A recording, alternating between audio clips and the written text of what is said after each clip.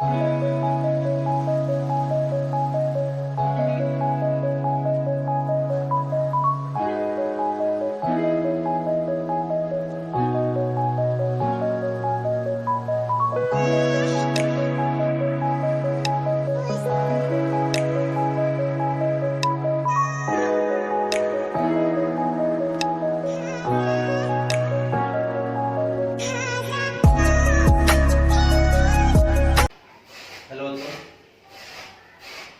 की इस वीडियो के अंदर हम गोलीय दर्पण की दर्पण समीकरण के बारे में पढ़ेंगे।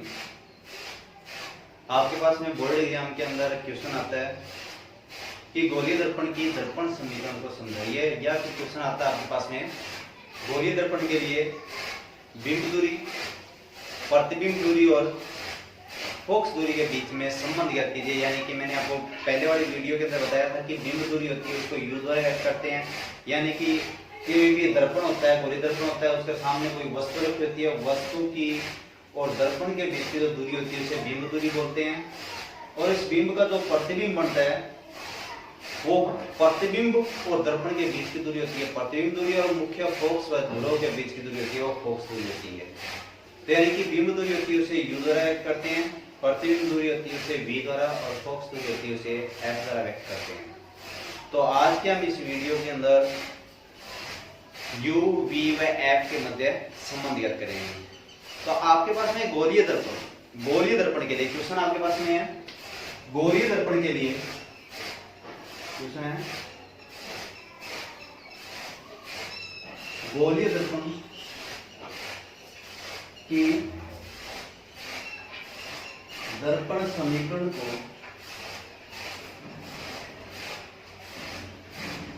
समझाइए।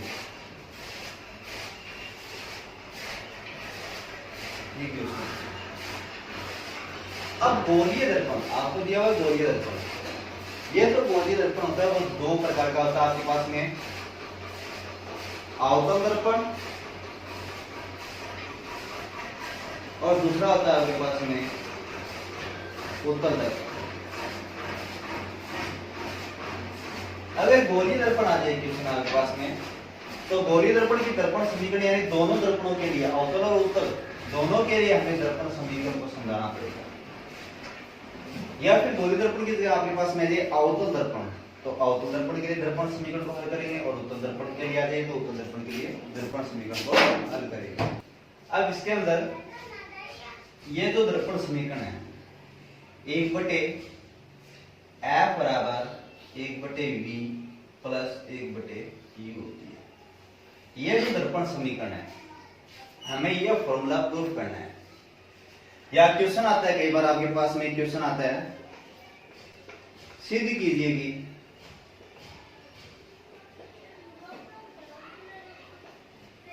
गोलीय दर्पण की दर्पण समीकरण,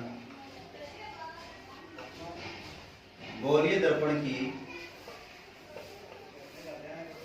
दर्पण समीकरण 1/v प्लस 1/u बराबर 1/f होती है। कई बार ये प्रूफ करना आता है। तो ये आपके पास में दर्पण समीकरण का फॉर्मूला है, मिरर इक्वेशन बोलते हैं इसे। आज ये हम प्रूफ करेंगे। तो गोलीय दर्पण के लिए हमें हल करना है, तो गोलीय दर्पण के लिए सबसे पहले हम फर्स्ट पॉइंट में करते हैं अवतल दर्पण के लिए। अवतल दर्पण के लिए हम क्या करेंगे, दर्पण समीकरण को, फर्स्ट पॉइंट आपके पास में अवतल दर्पण की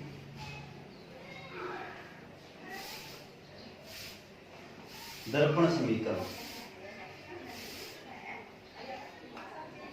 इसको हल करेंगे।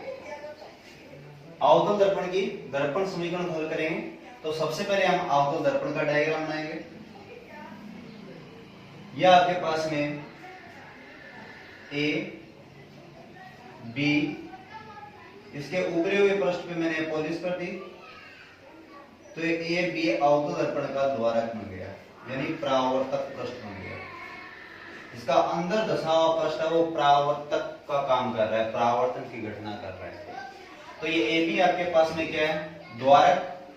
इसमें मैंने ये एक मुख्य अक्ष खींच दी, ये मुख्य अक्ष का ध्रुव P यहाँ पे मान लिया मैंने मुख्य फोकस F और ये मान लिया मैंने वक्रता केंद्र C, और ये आपके पास में मुख्य अक्ष है, ये मुख्य अक्ष है। अब मैंने एक बिंब रखा यहाँ पे, ये एक बिंब है, इस बिंब को नाम दे दे कोई भी, आपके पास मैंने बिंब को नाम दे दिया O Q।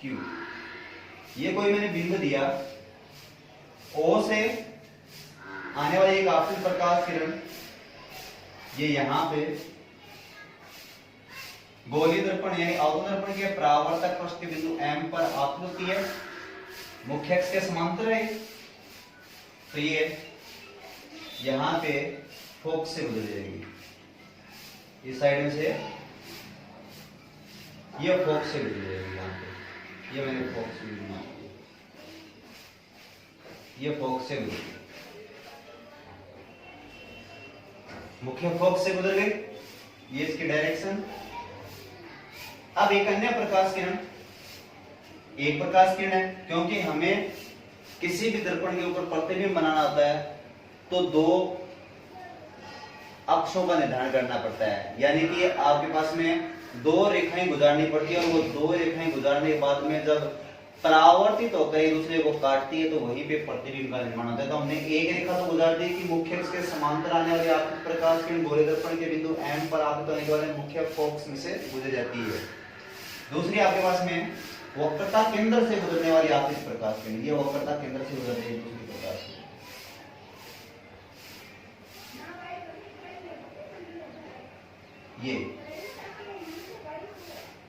ये वक्रता केंद्र से गुजर रही थी। वक्रता केंद्र से गुजरने वाली प्रकाश किरण आपतित प्रकाश किरण गोलीय दर्पण के परावर्तक पर चढ़ाकर बिना विचलित हुए, बिना मुड़े पुनः उसी मार्ग पर लौट आती है।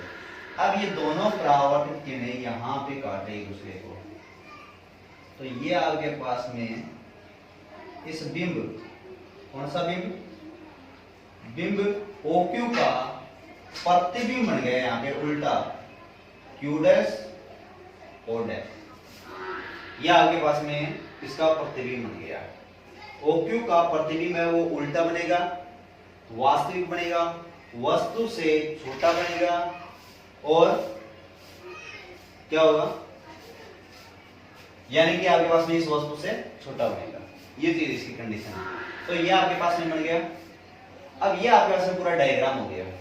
तो डायग्राम के अनुसार देखो, आप समझो इसको कि आपके पास में AP एक अवतल दर्पण, इसकी मुख्य अक्ष पर एक बिंब रखा हुआ है OQ, O से आने वाली आपतित प्रकाश किरण अवतल दर्पण के बिंदु M पर परावर्तित होकर इस फोकस बिंदु से गुजर जाती है। एक अन्य प्रकाश किरण यहां से O से आने वाली एक अन्य प्रकाश किरण वक्रता केंद्र से होती हुई परावर्तक पक्ष पर टकराती है और परावर्तित होकर पुनः मुड़े उसी दिशा में क्या होगी, लौट गई। दोनों परावर्तित किरणें इस बिंदु पे काट रही दूसरे को, तो इसका बिंब का OQ का प्रतिबिंब O डैश Q डैश उल्टा बनता है। ये चीज है। तो ये इसकी रचना हुई। अब इसका हम मैथमेटिकल करेंगे। तो मैथमेटिकल करें तो आपके पास में देखो एक त्रिभुज है OQC, ये जो त्रिभुज है OQC, और दूसरा आपके पास में O dash Q dash C, ये त्रिभुज है। इन दोनों त्रिभुजों को मैं समरूप सिद्ध करूंगा। क्योंकि समरूप त्रिभुज क्यों सिद्ध कर रहा हूं, क्योंकि हमने पढ़ा है पिछली क्लासों के अंदर कि जब दो त्रिभुज समरूप हो तो इनकी संगत जो भुजाएं होती है वो समान अनुपात में होती है। तो मैं सबसे पहले OQC और O dash Q dash C त्रिभुज लेता हूं। तो आपके पास में त्रिभुज OQC तथा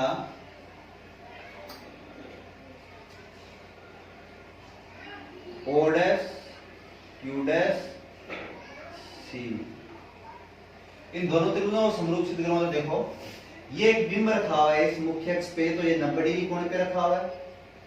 तो ये जब 90 डिग्री कोण पे है तो इसका प्रतिबिंब भी यहाँ पे कितने डिग्री कोण पे पड़ेगा, 90 डिग्री कोण पे। ये कोण और ये कोण क्या है, शीर्षाभिमुख कोण है, तो ये कोण क्या हो जाएंगे, बराबर। यदि किसी त्रिभुज के दो कोण आपके पास में क्या हो, समान, यदि किसी त्रिभुज के एक त्रिभुज के दो कोण किसी दूसरे त्रिभुज के दो कोणों के क्या हो, समान हो, तो उनकी जो संगत भुजाएं होती है वो भी क्या होती है, समान अनुपात में होती है।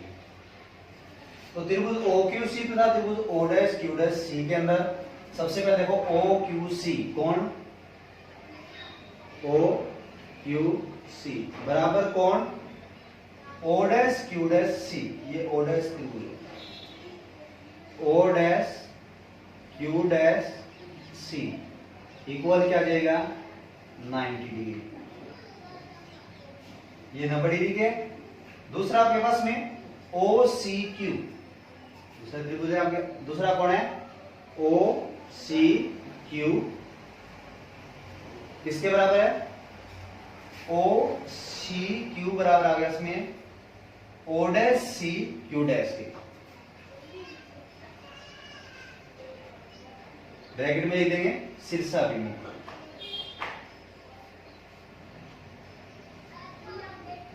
शीर्षाभिमुख कौन है, आमने सामने कौन है, तो ये कौन हो गया।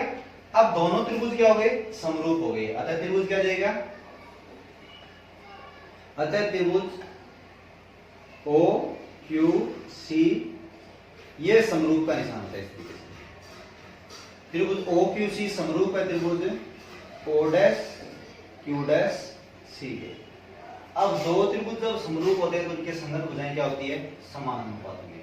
तो आपके पास में OQ बटे में क्या जाएगा, O'Q', तो आपके पास में आ जाएगा OQ बटे में आ जाएगा O'Q' बराबर, दूसरी QC बटे में आ जाएगा Q',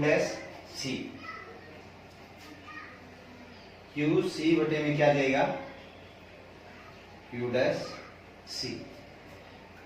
ये चीज समझ में आ गई आपके। OQ बटे में O'Q' बराबर क्या आएगा QC बटे में Q'। यानी इस त्रिभुज की ये भुजा इसके अनुपात में आ गई ये भुजा, और ये इस त्रिभुज की ये भुजा इसके अनुपात में ये भुजा समान अनुपात में क्या होती है, बराबर होती है। अब ये चीज आ गई। अब यहां पे देखो इस जगह, चलो आगे करते हैं, हम इसको हल कर दिया, ये दो त्रिभुज हमने समरूप सिद्ध कर दिए। ये इक्वेशन फर्स्ट ले ली मैंने, समीकरण 1, यानी यहां पे लिख दिया मैंने समीकरण फर्स्ट। अब देखो मैंने दूसरा त्रिभुज ये लिया है, त्रिभुज यानी कि आपके पास में कोई भी दर्पण होता है तो दर्पण के अंदर जो बैंड होता है, बीच का जो ये बैंड दिखाई दे रहा है आपको, ये जो बैंड होता है वो बहुत ही कम होता है, नगण्य के बराबर होता है।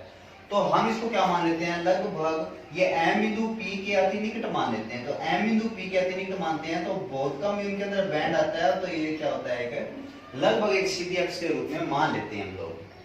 तो आपके पास में त्रिभुज MPF तथा O'Q', अब ये ले लिया हमने, ये दो त्रिभुज ले लिए MPF O'Q' में। तो आपके पास में त्रिभुज MPF तथा त्रिभुज O'Q' में, इन दोनों को भी समरूप सिद्ध करेंगे। इन दोनों को समरूप सिद्ध करेंगे तो देखो यहां पे ये अगर आपके पास में यहां पे अगर इसको मैं सीधी अक्ष मान लूं, तो सीधी अक्ष मान लूं तो ये 90 डिग्री कोण, तो ये 90 का, तो ये भी क्या हो गया 90 का, और ये क्या हो गई शीर्षाभिमुख कोण हो गई, आमने सामने की कोण हो गई। तो आपके पास में क्या जाएगा, कोण MPF, कोण MPF बराबर है कोण MPF किसके बराबर हो जाएगा, कोण O'Q' के, क्या जाएगा O'Q' के, तो O'Q' के ब्रैकेट में देंगे 90 डिग्री। दूसरा आपके पास में MFP, दूसरा कोण आपके पास में MFP बराबर है, ये M लिया मैंने, F लिया, P लिया, MFP किसका बराबर हो जाएगा O'Q'। यानी आपके पास एक मिनट पहले वाले के अंदर देखो बेटा, एम पी एफ, ये एम पी एफ बराबर होगा O dash Q dash F के। यहां पे क्या आएगा, O dash Q dash F के, यानी ये नंबरीय कोण तो ये भी नंबरीय कोण है, O dash Q dash F. और इसके अंदर क्या आ जाएगा, M P F, M P F, sorry ये हमें कोण एंगल सिद्ध करना है, तो एम एफ पी बराबर हो जाएगा O dash F Q dash के। तो यहां पे आ जाएगा O dash F Q dash के। शीर्षाभिमुख कोण, यानी यहां पे देखो समझो इसको, एम पी एफ, ये जो एंगल आपके पास में एम पी एफ, ये नंबरीय कोण है, ये हो जाएगा O dash Q dash F, ये भी नंबरीय कोण के बराबर हो जाएगा। और ये आमने सामने कोण है, तो एम एफ टी, यानी एम एफ टी बराबर हो जाएगा O dash F Q dash की, O dash F Q dash की। अब वही कंडीशन, ये दोनों त्रिभुज भी क्या हो गई, समरूप हो गए। तो आपके पास में क्या जाएगा, त्रिभुज एम पी एफ समरूप है त्रिभुज O dash Q dash F के। अब ये दोनों त्रिभुज समरूप है तो क्या हो जाएंगे, इनकी जो संगत भुजाएं, कैसे, इसकी ये भुजा इसके अनुपात में आ जाएगी और इस त्रिभुज की ये भुजा है वो इसके अनुपात में आ जाएगी। तो दोनों त्रिभुज समरूप है, तो आपके पास में समरूप त्रिभुजों के नियम से, समरूपता के नियम से, अब समरूपता का नियम क्या है, एम पी बटे में क्या जाएगा, ओ डैश क्यू डैश बराबर पी एफ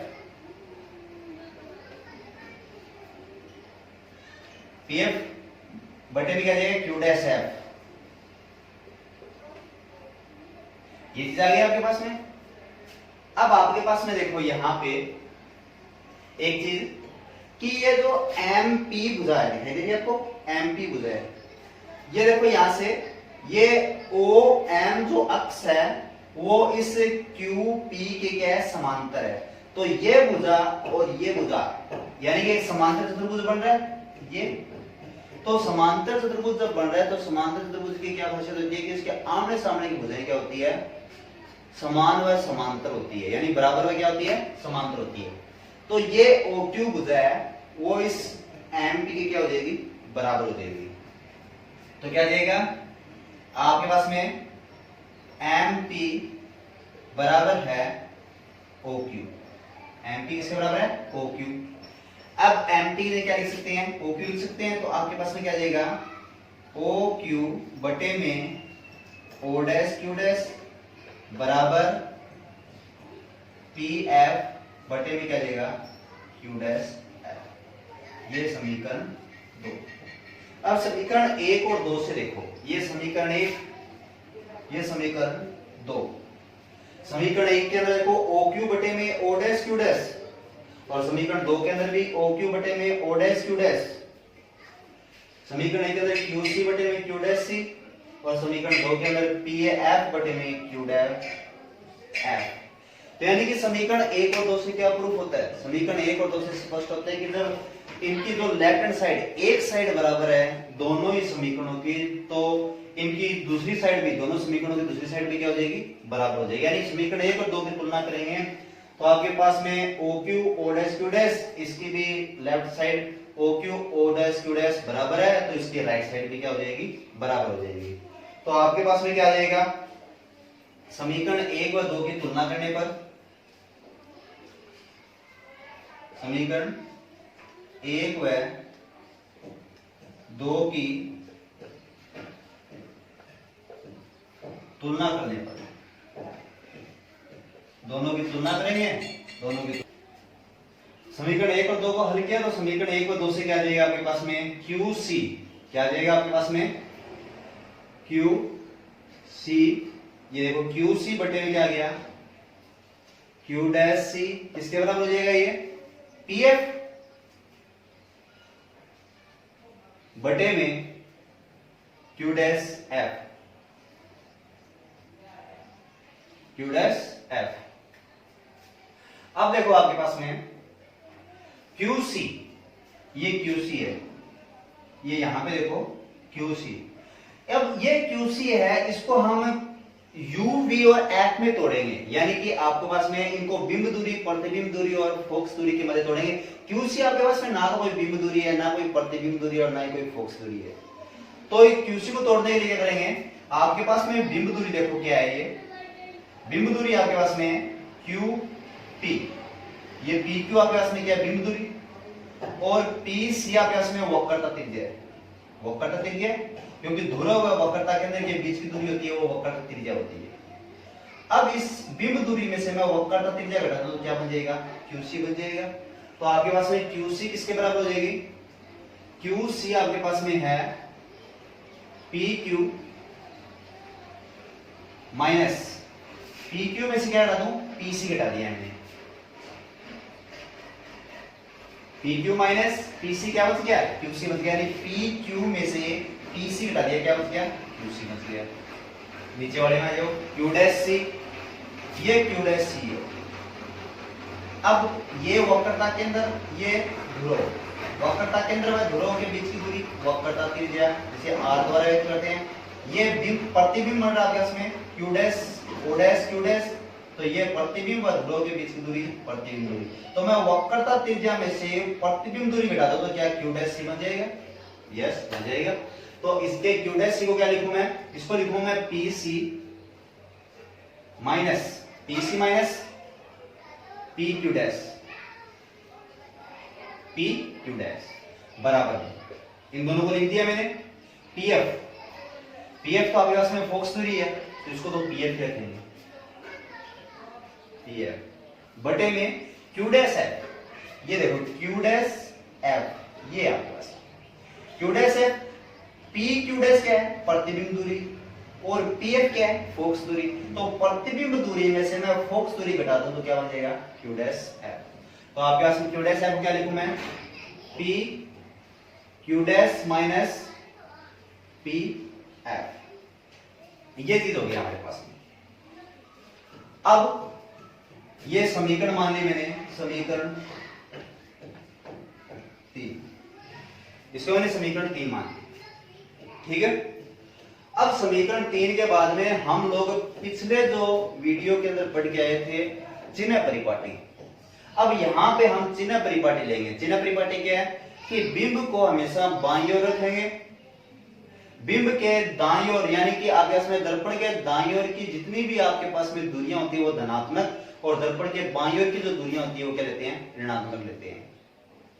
कोई भी दर्पण होता है, दर्पण के मुख्य अक्ष से ऊर्ध्वाधर ऊपर की ओर जो दूरियां होती है वो धनात्मक लेते हैं, और इसके मूल बिंदु से मुख्य अक्ष से ऊर्ध्वाधर नीचे की ओर जो दूरी लेते हैं वो क्या लेते हैं, ऋणात्मक लेते हैं। वो चिन्ह परिपाटी अब क्या करेंगे, अब काम में लेंगे और इसको अब हल करेंगे यहाँ पे चिन्ह परिपाटी लेकर। चिन्ह परिपाटी से,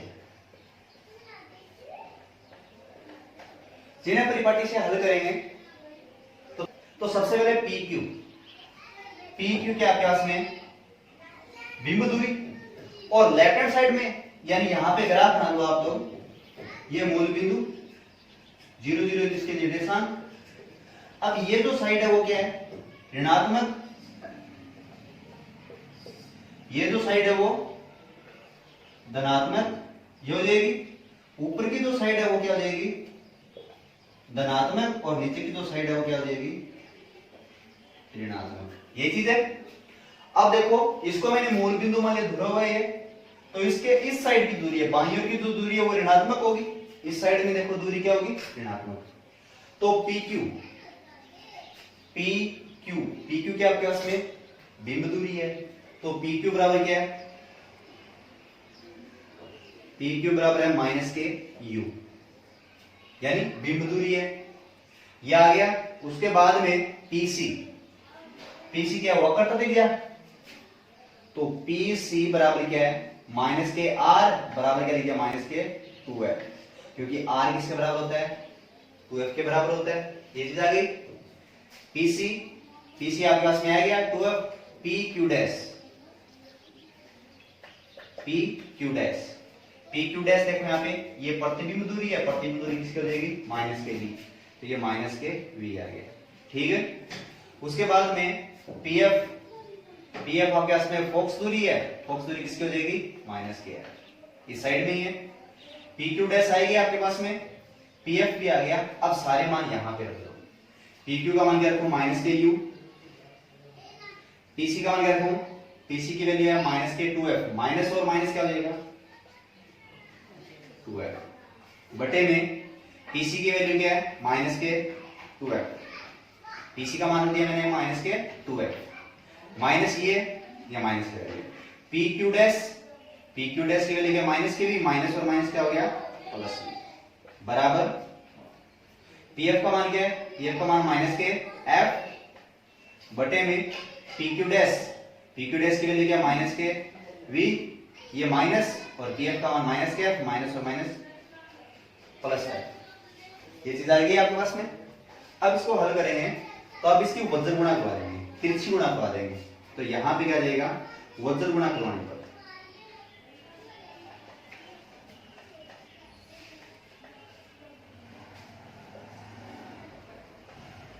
वज्र गुणा करेंगे तो माइनस यू की माइनस वी से होगी तो माइनस और माइनस प्लस, यू की वी से होगी तो क्या गया यूवी, माइनस यू की प्लस एफ से की तो माइनस और प्लस, माइनस यू की एफ से की तो माइनस के यू एफ, यानी इस तरीके से गुणा किए मैंने पहले से हो गया। अब देखो आपके पास में इस माइनस यू की वी से होने की तो माइनस और माइनस प्लस, यू की वी से होने की तो यूवी, माइनस और प्लस माइनस, यू की एफ से होने की तो यूएफ। अब 2f की गुणा करता हूं, प्लस और माइनस क्या हो जाएगा माइनस, 2f की वी से होने की तो 2bf, ये प्लस और ये भी क्या हो गया प्लस, 2f की f से गुणा की तो प्लस के 2f स्क्वायर बराबर, अब नीचे वाली गुणा कर दो, माइनस और माइनस क्या हो गया प्लस, 2f की f से गुणा की तो बराबर में क्या गया 2f स्क्वायर, प्लस और माइनस की गुणा की तो माइनस, v की f से गुणा की तो जो कैंसिल और उसको कैंसिल कर दो, ये प्लस के 2f स्क्वायर, ये प्लस के 2f स्क्वायर कैंसिल हो गया, क्या बच गया। अब देखो आपके पास में uv, ये uv आपके पास में तो इसको मैंने uv रख दिया। अब माइनस के uf है, इसको इधर ले जाओ, माइनस वाली चीज है सारी को इधर ले जाओ, तो दूसरी साइड में लेके गया मैं, माइनस के uf इधर गया क्या आ जाएगा प्लस के uf, माइनस के 2vf इधर की साइड में गया तो क्या गया प्लस के 2vf, और प्लस का क्या है माइनस का क्या है यहाँ पे vf। अब इसको हल किया uv बराबर uf और 2vf में से vf कैंसिल हो गया, क्या बच गया प्लस के vf। ये चीज हो गया आपके पास में, ये समीकरण आ गई यहां पे। अब क्या करेंगे इस पूरी इस समीकरण के अंदर uvf का डिवाइड कर देंगे, यानी इस समीकरण के अंदर, यानी पूरी समीकरण आपके पास में इस समीकरण के अंदर, यानी इसको समीकरण मैंने मान ली 4,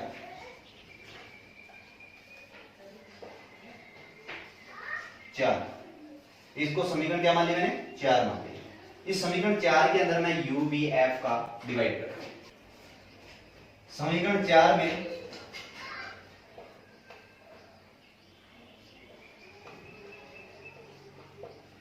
uvf का भाग करने पर, भाग करेंगे करो, uv बटे में uvf बराबर uf बटे में uvf प्लस vf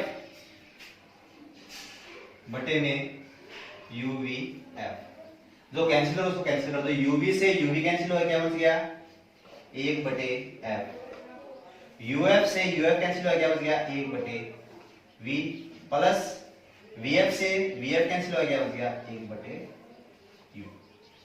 ये आपके पास में अवतल दर्पण की दर्पण समीकरण आ गई। तो ये आपके पास में पहला टॉपिक था अवतल दर्पण के लिए दर्पण समीकरण, ये हमने प्रूफ कर दिया यहाँ पे। यहां तक करना है इसकी। अब सेकंड जो पार्ट है वो इसका उत्तल दर्पण के लिए है कि उत्तल दर्पण की दर्पण समीकरण ज्ञात कीजिए। जैसे हम अवतल दर्पण और उत्तल दर्पण के दर्पण समीकरण ज्ञात करते हैं, कई बार क्वेश्चन भी आते हैं इसके अवतल दर्पण और उत्तल दर्पण के दर्पण समीकरण ज्ञात कीजिए, और कई बार इसके न्यूमेरिकल आते हैं, यानी u v का मान दिया हो, f का मान ज्ञात कीजिए, u और f का मान दिया हो, v का मान ज्ञात कीजिए, यानी कि इन तीनों में से किसी दो का मान दिया हो मिलेगा, एक का मान ज्ञात करना होगा, या फिर इसके आधार पे ही हमें क्या करना पड़ता है, आवर्तन। आवर्तन मतलब कि जो प्रतिबिंब बना है वो बिंब की तुलना में कितना बड़ा है, इसके बारे में पढ़ेंगे।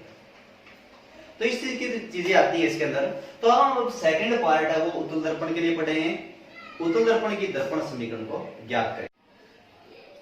अब हम पढ़ेंगे उत्तल दर्पण के लिए, उत्तल दर्पण के लिए दर्पण समीकरण के बारे में पढ़ेंगे। फर्स्ट हमने पढ़ा था अवतल दर्पण के लिए दर्पण समीकरण, अब हम पढ़ेंगे उत्तल दर्पण के लिए दर्पण समीकरण के बारे में पढ़ेंगे। तो सबसे पहले हम उत्तल दर्पण के दर्पण समीकरण के लिए डायग्राम बनाएंगे।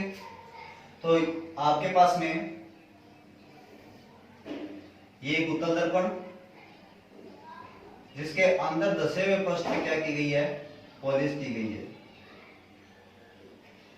और बाहर निकला हुआ पृष्ठ किसका काम कर रहा है, परावर्तक तल का काम कर रहा है, परावर्तक पृष्ठ का काम कर रहा है, और ये इसकी मुख्य अक्ष, ये इसका ध्रुव P, ये ध्रुव P है, ये A B मैंने क्या मान लिया कि परावर्तक पृष्ठ मान लिया, ये भी क्या मान लिया मैंने, परावर्तक पृष्ठ। अब इस मुख्य अक्ष पर एक बिंब रख दिया मैंने, जैसे यहां पे मैंने मान लिया इसका F, और ये क्या मान लिया मैंने, C मान लिया, और यहां पे इस साइड में मैंने F डैश, और यहां पे क्या मान लिया, C डैश। तो यानी कोई भी वस्तु कहीं पे भी रख दो, यानी कि मैंने वक्रता के अंदर, आनंद व वक्रता के अंदर के मध्य कोई वस्तु रख दी, तो यहां पे कोई मैंने एक वस्तु रख दी, वो एक पहले की तरह ही OQ एक वस्तु रख दी। अब OQ एक वस्तु रखी तो O से आने वाली एक आपतित प्रकाश किरण मुख्य अक्ष के समांतर आपतित होती है, मुख्य अक्ष के समांतर आपतित हो रही है, और उत्तल दर्पण के परावर्तक पृष्ठ पे टकराकर वो क्या हो जाएगी, विवर्तित हो जाएगी, फैल जाएगी। यानी कहने का मतलब क्या है कि वो क्या हो जाएगी, अपसारित हो जाएगी, फैल जाएगी, बाहर की ओर फैल जाएगी। ये इस तरीके से अपसारित हो गई, ये इस M बिंदु पे गिरती है, ये कोई O से निकलने वाली आपतित प्रकाश किरण यहाँ पे M बिंदु पे गिरती है, और M N दिशा में क्या हो गई है, निकल गई। इस किरण को मैंने पीछे की ओर बढ़ाया यहां से, तो हमने एक कंडीशन पहले भी पढ़ी है कि परावर्तित प्रकाश किरण को हम पीछे की ओर बढ़ाते हैं उत्तल दर्पण के लिए, तो ये फोकस बिंदु से गुजरती हुई प्रतीत होती है। तो ये इस तरीके से यहां से फोकस बिंदु से गुजरती हुई प्रतीत होती है, ठीक है। अब इसी के आधार पर एक दूसरी कंडीशन मैं आपको बताऊं कि यहां से एक अन्य प्रकाश किरण, यानी कहने का मतलब ये O बिंदु है, O से ध्रुव पर यदि कोई प्रकाश किरण आपतित हो रही है, ठीक है, तो वो जितने कोण से मुख्य अक्ष में आपतित होती है उतने कोण से क्या होती है, वो परावर्तित हो जाती है। इस साइड में क्या हो गई है, परावर्तित हो गई। इसको मैंने पीछे की ओर बढ़ाया, इस तरीके से पीछे की ओर बढ़ाया, तो यहां पे इसका कटान बिंदु, यानी ये परावर्तित किरण, इसको पीछे की ओर बढ़ाया तो ये फोकस बिंदु से गुजरती प्रतीत हो गई। ये परावर्तित प्रकाश किरण, इसको मैंने पीछे की ओर बढ़ाया तो ये यहां पे काट रही है दोनों परावर्तित प्रकाश किरणें। और जब दो परावर्तित प्रकाश किरणें एक दूसरे को काटती है तो वहां पे बिंब का प्रतिबिंब प्राप्त होता है, O डैश ये और Q डैश, ये प्राप्त हुआ यहाँ पे, O डैश और Q डैश। ये चीज आपके पास में, ये एंगल आपके पास में क्या है, समान है, ये दोनों कोण क्या आपके पास में समान है। हमने ये चीज पढ़ी भी है उत्तल दर्पण के लिए कि उत्तल दर्पण के सामने अगर कोई वस्तु अनंत वक्रता के अंदर या उत्तल दर्पण के सामने कहीं पे भी रखी हुई हो, तो उसका जो प्रतिबिंब है वो दर्पण के पीछे बनेगा, ये दर्पण के पीछे बन रहा है, सीधा बनेगा, ये सीधा बन रहा है, आभासी बनेगा, आभासी भी बन रहा है। समझ में आ गया? तो ये कंडीशन है, तो ये चीज आपके पास में हो गई। अब हम हल करेंगे इसको। तो हल करेंगे तो सबसे पहले देखो आपकी थ्योरी, इसकी मैं रचना बताता हूं कि ए बी एक आपके पास में क्या है, उत्तल दर्पण का द्वारक है, सी क्यू मुख्य अक्ष है, ये आपके पास में है, सी क्यू क्या है, मुख्य अक्ष। मुख्य अक्ष के ऊपर एक वक्रता के अंदर और अनंत के बीच में एक बिंब रखा हुआ है ओ क्यू। ओ से आने वाली आपतित प्रकाश किरण मुख्य अक्ष के समांतर आपतित प्रकाश किरण उत्तल दर्पण के बिंदु एम पर आपतित होकर एम एन दिशा में परावर्तित हो गई। इसको मैंने पीछे की ओर उड़ाया था, फोकस बिंदु से गुजरती हुई प्रतीत हुई। ओ से निकलने वाली एक अन्य प्रकाश किरण इसके ध्रुव पर आपतित होती है और जितने कोण से आपतित होती है उतने कोण से क्या होगी, ध्रुव में परावर्तित होगी। इस परावर्तित प्रकाश किरण को मैंने पीछे के बढ़ाया, तो ये परावर्तित प्रकाश किरण और ये परावर्तित प्रकाश किरण जिस बिंदु पे काटती है वो बिंब ओ क्यू का प्रतिबिंब ओ डैश क्यू डैश प्राप्त होता है, जो सीधा होता है, आभासी होता है और वस्तु से छोटा होता है। ये चीज है। अब देखो आपके पास में ये रचना थी इसकी, अब इसको हल करते हैं। तो मैंने त्रिभुज लिए तो ओ क्यू पी त्रिभुज है आपको ओ क्यू पी, और दूसरा त्रिभुज लिया मैंने O dash Q dash P. कैसे? ये कोण 90 डिग्री का, तो इसका प्रतिबिंब बन रहा है, तो ये कोण कितना हो गया, 90 डिग्री का हो गया। ठीक है। अब देखो जितने कोण से याद तो उतने कोण से क्या होगी, परावर्तित। ये कोण और ये कोण बराबर है, तो ये कोण और ये कोण क्या हो गए, बराबर। क्यों? क्योंकि शीर्षाभिमुख कोण है। ठीक है। जब ये दोनों कोण बराबर है तो ये दोनों कोण भी क्या हो जाएंगे, बराबर हो जाएंगे। समझ में आ गया? तो ये चीज आपके पास में, तो इस तरीके से दोनों त्रिभुज क्या हो जाएंगे, समरूप हो जाएंगे। त्रिभुज O Q P, O Q P तथा त्रिभुज O dash Q dash P में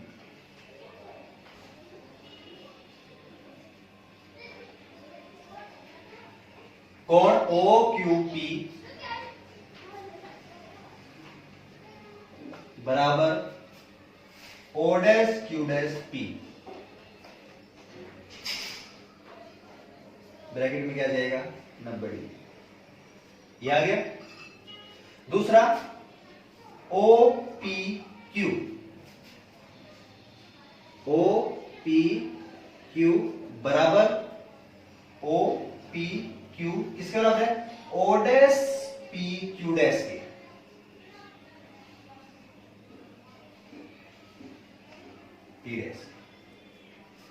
ओ पी क्यू, ये जो कोण है आपके पास में ये इस कोण के बराबर है। समझ में आएगा आपके? क्योंकि यार देखो यहाँ पे ये जितना आपतन कोण है उतना ही क्या है, परावर्तन कोण है। तो ये परावर्तन कोण इस कोण के क्या है, बराबर है, क्योंकि शीर्षाभिमुख कोण है। जब ये दोनों कोण बराबर है और ये दोनों कोण आपस में बराबर है, तो ये कोण भी क्या हो जाएंगे, आपस में बराबर हो जाएंगे। ठीक है। यानी संगत कोण बोलते हैं। ठीक है। तो ब्रैकेट में लिखना चाहो तो लिख देना संगत कोण। ठीक है। दोनों त्रिभुज क्या हो गए, समरूप हो गए। तो अब आपके पास में क्या जाएगा, अतः त्रिभुज ओ क्यू पी समरूप है त्रिभुज O dash Q dash P के। अब दोनों त्रिभुज समरूप, तो समरूपता के नियम से लिख दो, समरूपता के नियम से, समरूपता के नियम से लगाएंगे। तो समरूपता का नियम क्या है, यदि कोई एक त्रिभुज किसी दूसरे त्रिभुज के समरूप हो तो उनकी संगत भुजाएं समान अनुपात में होती है। तो आपके पास में वही चीज ओ क्यू बटे में क्या जाएगा, O dash Q dash, O Q बटे में आ जाएगा ओ डैश क्यू डैश बराबर पी क्यू। ये देखो पी क्यू बटे में क्या आ जाएगा, पी डैश क्यू डैश। ये आ गया आपके पास में समीकरण 1। ये क्या आ गई समीकरण 1। अब हम दूसरा त्रिभुज लेंगे। दूसरा त्रिभुज लेंगे तो देखो, यदि बिंदु M है वो ध्रुव P के अति निकट हो, यदि बिंदु M वो ध्रुव P के क्या हो अति निकट हो, इस तरीके से यहां पे देखो, थोड़ा सा समझाऊं आपको। ये बिंदु M है वो ध्रुव P के क्या हो अति निकट हो, पास में हो, तो यानी इसके अंदर बिल्कुल कम बैंड होगा उत्तल दर्पण के अंदर, और बिल्कुल कम बैंड होगा। तो देखो यहां पे मैंने त्रिभुज लिया, त्रिभुज MFP, त्रिभुज कौन सा MFP, यानी ये त्रिभुज, त्रिभुज कौन सा त्रिभुज MFP, तथा दूसरा त्रिभुज कौन सा, दूसरा त्रिभुज आपके इसमें O'FQ', दूसरा त्रिभुज O'FQ',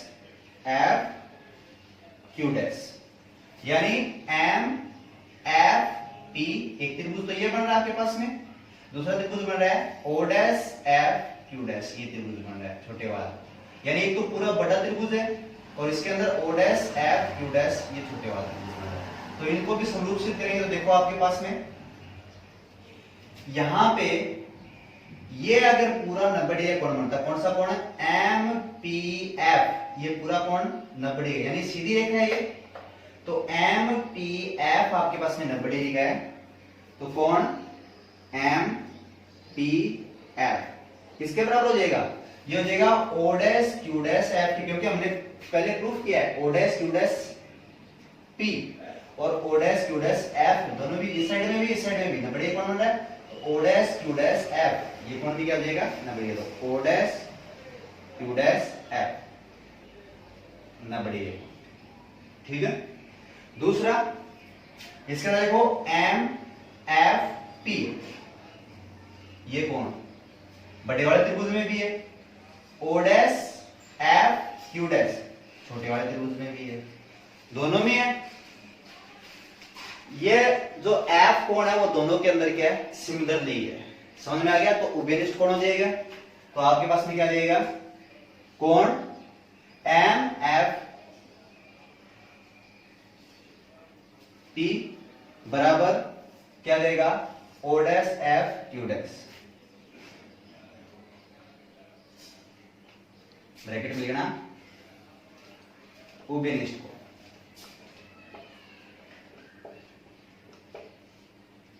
अब वही पहली वाली कंडीशन, जब इस बड़े वाले त्रिभुज के दो कोण इस छोटे वाले त्रिभुज के संगत दो कोणों के बराबर है, तो दोनों त्रिभुज क्या है समरूप, तो त्रिभुज MFP समरूप त्रिभुज O'FQ' के। जब दो त्रिभुज समरूप, तो समरूपता के नियम से क्या जाएगा, इस त्रिभुज की ये बड़ी भुजा कौन सी MP इसके बराबर, इस त्रिभुज की छोटी भुजा O'Q' के बराबर हो जाएगी, तो क्या जाएगा अतः MP बटे में क्या जाएगा O'Q' बराबर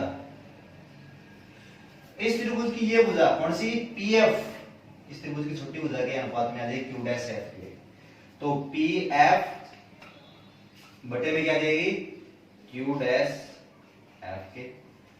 एक चीज हमने पहले वाले में पढ़ गए थे, ये दो समांतर रेखाएं हैं, तो जब समांतर रेखाएं समांतर चतुर्भुज बन रहा है, ये कौन सा QOMP, समांतर चतुर्भुज बन रहा है।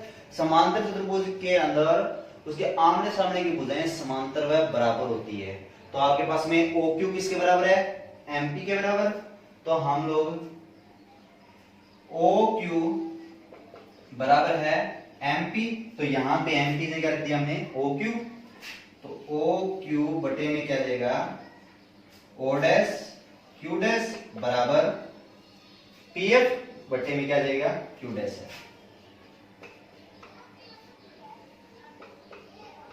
इसे समीकरण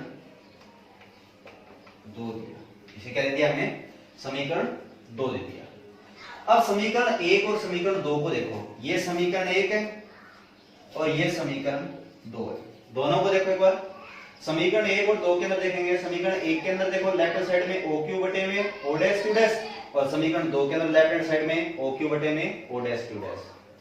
तो जब समीकरण 1 और 2 की लेफ्ट हैंड साइड बराबर है तो इनकी राइट हैंड साइड भी क्या हो जाएगी, बराबर, यानी इनकी दोनों की तुलना की तो तुलना करने पर पी क्यू बटे में पी डैश क्यू डैश बराबर किसके आ जाएगा, पी एफ बटे में क्यू डैश एफ के। तो समीकरण 1 व 2 की तुलना करने पर 1 व 2 की तुलना करने पर, दोनों की तुलना की तो क्या आ जाएगा, पी क्यू बटे में पी डैश क्यू डैश बराबर क्या देगा, पी एफ बटे में क्यू डैश एफ। यह आ गया आपका इसमें समीकरण 3। ये क्या आ गया, समीकरण 3।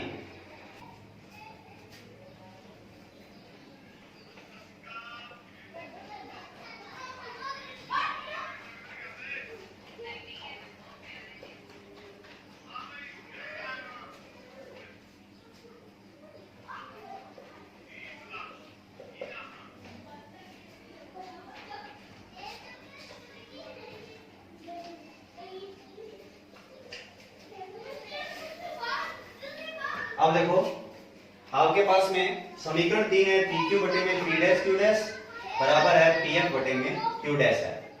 इसको हल करेंगे तो यहां पे देखो पी क्यू, पी ध्रुव क्यू ये रहा आपके पास में, बिंब रखा हुआ है क्यू पे और पी ध्रुव है, तो ये बिंब दूरी होगी, इस साइड में है, लेफ्ट साइड में है, ये लेफ्ट साइड है और ये क्या है, राइट साइड है।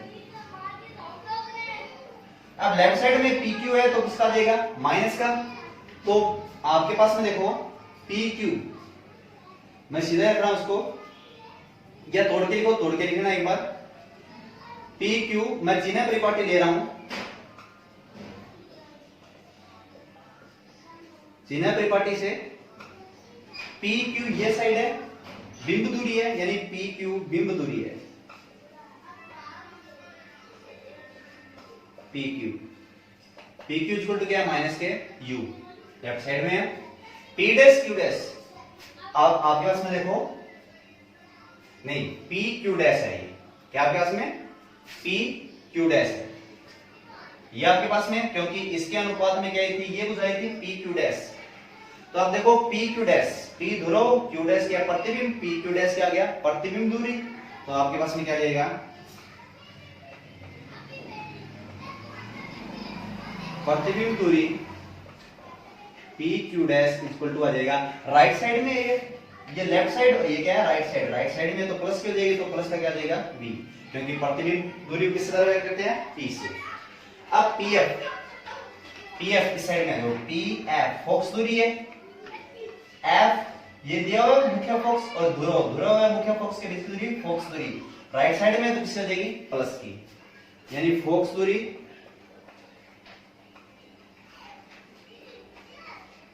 P F equal two plus का एफ, क्यू डैश एफ, ये क्यू डैश एफ है, तो फोकस दूरी में से मैं प्रतिबिंब दूरी घटा दूं तो क्या बन जाएगा, क्यू डैश एफ, यानी आपके पास में क्यू डैश एफ क्या देगा, मैं इस प्रतिबिंब दूरी यानी पी एफ में से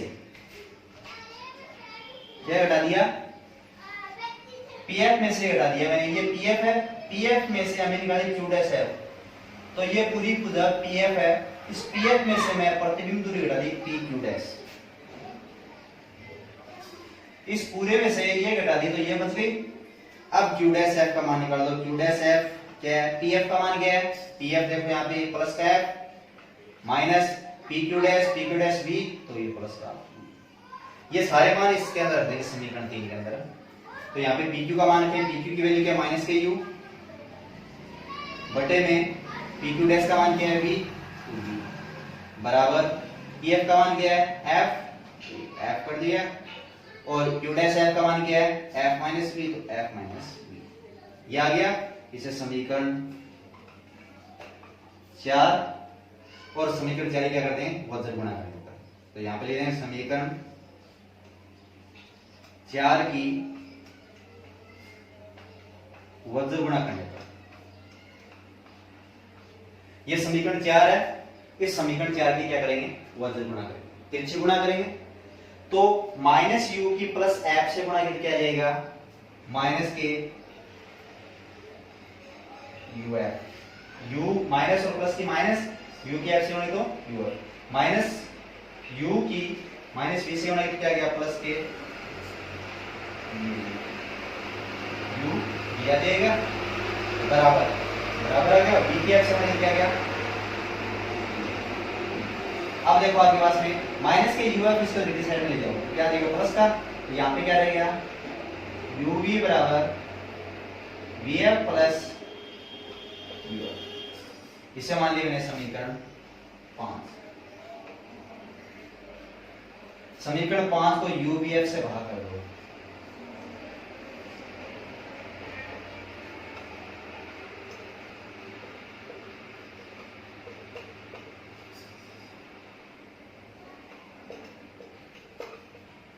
अब समीकरण 5 के दोनों साइड में u v f का भाग करेंगे तो समीकरण के अंदर कोई फर्क नहीं पड़ेगा। तो u v बटे में क्या देगा, u v f बराबर v f बटे में आ जाएगा u v f plus u f बटे में क्या जाएगा u v f। ये चीज आ गई, जो कैंसिल हो उसको कैंसिल कर दो, u v से u v कैंसिल, 1 बटे f बराबर VF से VF कैंसिल, 1 बटे U प्लस UF से UF 1 बटे V। ये वही दर्पण समीकरण बन गई, 1 बटे F बराबर 1 बटे V प्लस 1 बटे U या 1 बटे U प्लस 1 बटे V बराबर 1 बटे F। ये आपके पास में उत्तल दर्पण के लिए दर्पण समीकरण हो गई। तो ये आपके पास में अवतल और उत्तल यानी गोलीय दर्पण के लिए दोनों दर्पण समीकरण हैं। इसको हल करना है आपको, और इससे संबंधित जो असाइनमेंट है वो दी जाएगी आपको, उन सारों को हल करने हैं और हल करके हमारे कमेंट बॉक्स में भेज देनी है उनकी क्वेश्चन। आज की वीडियो के अंदर बस इतना ही, आगे हम नेक्स्ट वीडियो के अंदर पढ़ेंगे। Thank you.